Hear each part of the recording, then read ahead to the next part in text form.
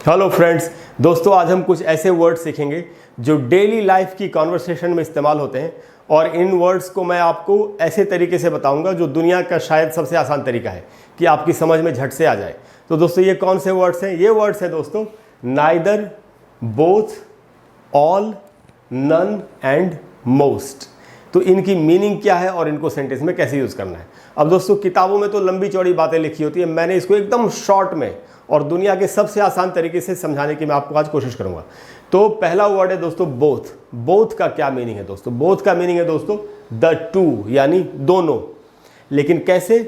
Affirmative यानी सकारात्मक रूप से। तो जब भी आपका वाक्य सकारात्मक हो कि हम दोनों दोस्त हैं, हम दोनों ही जा रहे हैं या वे दोनों जा रहे हैं, तो इसका मीनिंग, तो जब भी दो बोल रहा हूँ आपको और सकारात्मक मीनिंग हो आपका पॉजिटिव, अफर्मेटिव, तो आपको बोथ का इस्तेमाल करना चाहिए। अब एग्जाम्पल से समझते हैं। जैसे यहाँ कहा गया both of us are friends. दो लड़के दो लड़कियाँ कुछ भी बैठे हुए हैं, उनसे किसी ने पूछा आप लोग कौन हो? वो कह रहे हैं हम दोनों दोस्त हैं। अगर बोलना होता हम दोनों दुश्मन हैं तो आप कहते both of us are enemies. अच्छा दोस्तों, ऐसा नहीं सिर्फ अस के साथ ही सवाल, अस तो हमारे लिए, आप उनके लिए भी बोल सकते हैं। जैसे दो लड़के बैठे हुए हैं, दो लड़कियां बैठे हुए, आप बोल सकते हैं वे दोनों दोस्त हैं, तो आपको बोलना चाहिए था both of them are friends. Us की जगह पे देम लगा देंगे। अगर बोलना हो वो दोनों लड़के, तो आप बोल सकते हैं बोथ ऑफ द बॉयज। वो दोनों लड़कियां बोथ ऑफ द गर्ल्स, ऐसे यूज होगा। Both of us, both of them, both of the books, both of the bikes, both of the cars. दोनों गाड़ियां, दोनों बाइक्स, किसी भी चीज़ के लिए, आदमी के लिए, चीज़ के लिए, किसी भी के लिए इस्तेमाल करें। So both of us are friends, हम दोनों दोस्त हैं। दूसरा एग्जाम्पल है दोस्तों both of us are going. दो लोग हैं और कहीं जाने की बातचीत चल रही है, तो किसी ने पूछा कौन कौन जा रहा है, तो जो दो लोग एक साथ बैठे हुए कह रहे हैं हम दोनों ही जा रहे हैं, both of us are going. अगर बोलना होता वो दोनों जा रहे हैं तो बोलते both of them are going. अगर बोलना होता दोनों लड़के जा रहे हैं तो बोलते both of the boys are going. दोनों लड़कियां जा रही हैं, both of the girls are going.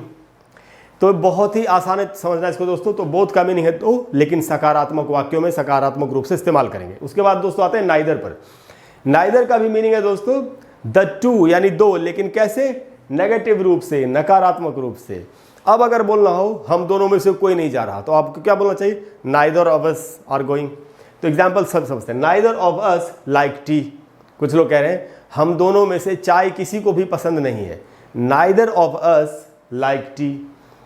अगर बोलना होता उन दोनों में से किसी को भी चाय पसंद नहीं है, तो आप क्या बोलते हैं? Neither of them like T. अगर बोलना होता इन दोनों लड़कों में से किसी को चाय पसंद नहीं, तो कैसे बोलते हैं? Neither of the boys like T.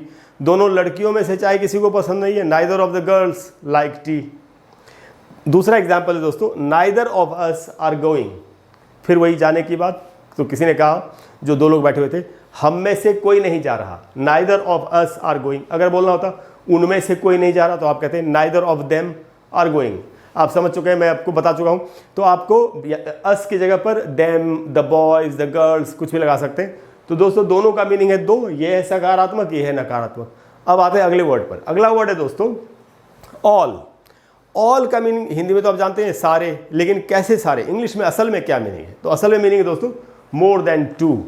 दो से ज्यादा जब हो तब ऑल का इस्तेमाल करना चाहिए। और ऑल का इस्तेमाल कब करेंगे? जब ये अफर्मेटिव सेंटेंस होगा आपका, यानी सकारात्मक रूप से। हाँ जब बोलना हो, हम सारे ही जा रहे हैं, वे सारे जा रहे हैं। यूज कैसे होता है दोस्तों सेंटेंस में? All of us like music. हम सबको म्यूजिक पसंद है, ऐसा कुछ लोग बता रहे हैं। अगर बोलना होता सारे लड़कों को म्यूजिक पसंद है, तो हम बोलते all of the boys like music. अगर बोलना होता सारी लड़कियों को म्यूजिक पसंद है, तो आप बोलते all of the girls like music. वैसे ही जैसे हमने अस की जगह पर दूसरे वर्ड्स इधर इस्तेमाल किए थे, यहां पर भी इस्तेमाल करेंगे। All of the boys, all of the girls, all of us, all of them. उसके बाद दोस्तों दूसरा example all of us are friends. हम सारे ही दोस्त हैं। कुछ लोग बैठे हुए थे लड़के, दो से ज्यादा, मोर देन टू। तो किसी ने पूछा आप लोग कौन हो? कह रहे हम सारे दोस्त हैं। अगर दूसरी जगह पे कुछ दूसरे लोग बैठे हुए, उनको दिखा के कोई पूछ रहा है ये लोग कौन है, और अगर वे लोग क्रिकेटर्स हैं, तो आप बोल सकते थे all of them are cricketers. तो आप इस सेंटेंस को देख करके बाकी सेंटेंसेस आसानी से बना सकते हैं। उसके बाद है दोस्तों नन। नन का क्या मीनिंग है दोस्तों? नन का भी मीनिंग है मोर देन टू, दो से ज्यादा, लेकिन कैसे? नेगेटिव रूप से, यानी नकारात्मक रूप से।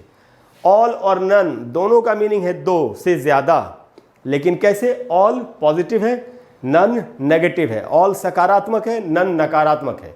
तो एग्जाम्पल से समझते हैं। जैसे यहाँ कहा गया none of us are interested, हम में से कोई भी इंटरेस्टेड नहीं है। कहीं जाने की बात चल रही है, फिल्म देखने के लिए, पिकनिक पे जाने के लिए, किसी भी ट्रिप पे जाने के लिए, कोई लोगों ने कहा भाई हम इंटरेस्टेड नहीं है। 2 से ज़्यादा होने चाहिए, लेकिन मोर देन 2। हम में से कोई भी इंटरेस्टेड नहीं है। दूसरा एग्जाम्पल है दोस्तों, none of us like fishing. कोई कह रहा है यार हम में से किसी को मछली पकड़ना पसंद नहीं है। दोस्तों फिश जो है, फिश वर्ड नाउन में इसका मीनिंग होता है मछली, वो आप जानते ही हैं। और जब ये वर्ब की तरह इस्तेमाल करेंगे, ये वर्ड वर्ब भी है, ये शायद सब लोग नहीं जानते, तो इसका मीनिंग हो जाता है मछली पकड़ना। अगर बोलना हो मैं मछली पकड़ रहा हूँ, तो आपको बोलना चाहिए I am fishing, I am catching fish. वो भी आप बोल सकते हैं। आई एम कैचिंग फिश में फिश नाउन है, लेकिन आई एम फिशिंग में फिश वर्ब है। तो यहाँ पर मैंने इसको वर्ब की तरह यूज़ किया। None of us like fishing, हम में से मछली पकड़ना किसी को पसंद नहीं है, ऐसे कोई बोल। तो दोस्तों ऑल और नन दोनों का मीनिंग है 2, लेकिन ऑल सकारात्मक मीनिंग है और नन का मीनिंग नकारात्मक है। उसके बाद दोस्तों मोस्ट। तो मोस्ट का मतलब क्या होता है? मेजॉरिटी, यानी बहुमत, यानी अधिकांश, अधिकांशतः, ऐसे जब लोग बोलते हैं अधिकतर, इस प्रकार से बहुमत। तो जैसे किसी ने कहा कि most of us are happy, हम में से ज़्यादा लोग, यानी हम में से अधिकांश लोग खुश हैं, हमें कोई प्रॉब्लम नहीं है, हमें कोई शिकायत नहीं है। शायद एक ग्रुप था लोगों का, उनसे पूछा जा रहा है सर्विस के बाद कि होटल में ठहरे थे वो, मैनेजर पूछ रहा है कि आपको हमारी सर्विस कैसी लगी, हमारा जो होटल था, जो खाना पी आपको हमने दिया वो आपको कैसा लगा, आप खुश हैं? हाँ, हम में से, भाई तो बता रहे लोग, हम में से ज़्यादातर तो खुश हैं, बाकी एक आध लोगों को मैं नहीं कह सकता। तो इस प्रकार से बोल रहा हूँ। तो most of us are happy, most of us are going, हम में से ज़्यादातर लोग तो जा रहे हैं, बाकी 1-2 लोगों का मुझे नहीं मालूम। तो जब भी बोल रहा हूँ हम में से ज़्यादा, उनमें से ज़्यादा, अगर बोल रहा हूँ उनमें से ज़्यादातर लोग स्टूडेंट्स हैं, तो आप बोल सकते थे most of them are students. तो अगर बोल रहा हूँ लड़कों में से ज़्यादातर लड़के जाने में इंटरेस्टेड हैं, तो आप बोल सकते थे most of the boys are interested in going. अगर बोल रहा हूँ लड़कियों में से ज़्यादातर डांस में इंटरेस्टेड है, तो आप बोल सकते थे most of the girls are interested in dance. तो दोस्तों देखा आपने कितना आसान है इनको समझना। अच्छा, इनकी दोस्तों इन वर्ड्स की दूसरी मीनिंग्स भी हैं, वो फिर वही बहुत टफ ग्रामर है, उसे मैं जाना नहीं चाहता। हमको अपना स्पोकन इंग्लिश के लिए जो वर्ड्स चाहिए और जो एकदम आसान तरीके से मीनिंग समझने वाली बात है, वो मैंने आपको बता दी। तो मुझे उम्मीद है कि आपको ज़रूर ही अब आज के बाद से इससे फ़ायदा होगा इस क्लास से, और आप इन वर्ड्स को अच्छी तरह से सेंटेंसेस में यूज़ कर पाएंगे। अगर आपको क्लास अच्छी लगी हो तो प्लीज़ वीडियो को लाइक और शेयर करें और चैनल को सब्सक्राइब करें। और मैं क्या कह सकता हूँ भाइयों। तो उसके बाद दोस्तों अगली क्लास में जब हम मिलेंगे तो हम और भी अच्छी अच्छी बातें सीखेंगे। और अलग से अगर कोई ऐसा टॉपिक है जो आप चाहते हैं कि मैं आपको जल्दी से बता दूं कि सर आप ये बताए थे ये क्लियर नहीं हो रहा, तो मैं एक वीडियो उस पर भी बना करके आपको दे दूंगा। Thank you very much, I will see you soon, bye bye.